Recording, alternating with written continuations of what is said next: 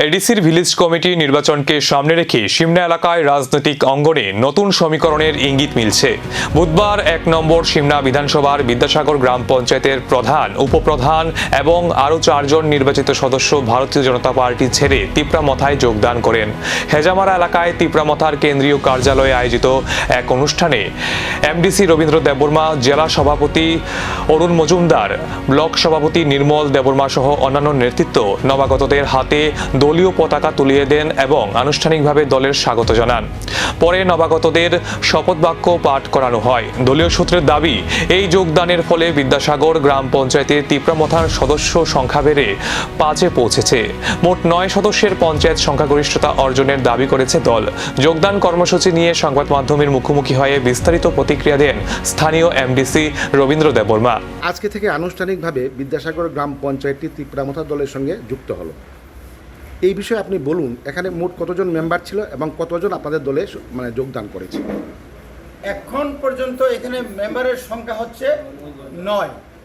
বর্তমান আমাদের দলে প্রধান, উপপ্রধান সহ ৫। এখানে যদি তারা যদি আগামীতে নো কনফিডেন্স মোশনটা, এটা তো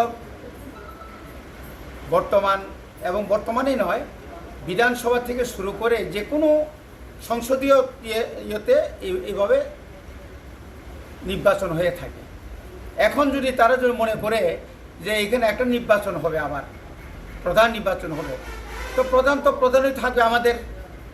তারপরে আমরা যে উপপ্রধান থাকবে, মেম্বারই থাকবে। এবং আগামী গ্রাম পঞ্চায়েত নির্বাচনেও আমরা আতাত হলেও আতাত না হলেও আমরা আমাদের যে বর্তমান যারা আমাদের মেম্বার, চেয়ারম্যান, প্রধানরা আছেন, ওনারাই আমাদের প্রার্থী হয়ে তার ওরা প্রতিদ্বন্দ্বিতা করবে। যদি বর্তমানে যে শাসক দল বিজেপি রয়েছে বা বিজেপির সঙ্গে আপনাদের অ্যালায়েন্স রয়েছে, আইপিএফটি এবং তিপ্রামথা দল, সামনে এডিসি ভিলেজ কমিটির নির্বাচন হবে, সেই নির্বাচনের সময় আপনাদের আতাতের সঙ্গে যদি আইনি জটিলতা আসে, যেমন ধরেন সরকার পক্ষ যদি দাবি করে যে বিদ্যাসাগর পঞ্চায়েতের ক্যান্ডিডেট তারা দেবে, তখন আপনাদের এই আজকে যারা তিপ্রামথা দলে যোগদান করছে তাদের অবস্থানটা কী হবে? না, আমরা তো আমাদের ডিমান্ডের মধ্যে আমরা অটল থাকবো। এডিসি নির্বাচন যত এগিয়ে আসছে ততই বদলাচ্ছে রাজনৈতিক সমীকরণ। এই যোগদান ভবিষ্যতের ভোটের অঙ্কে কতটা প্রভাব ফেলবে, এখন সেদিকেই নজর রাজনৈতিক মহলের।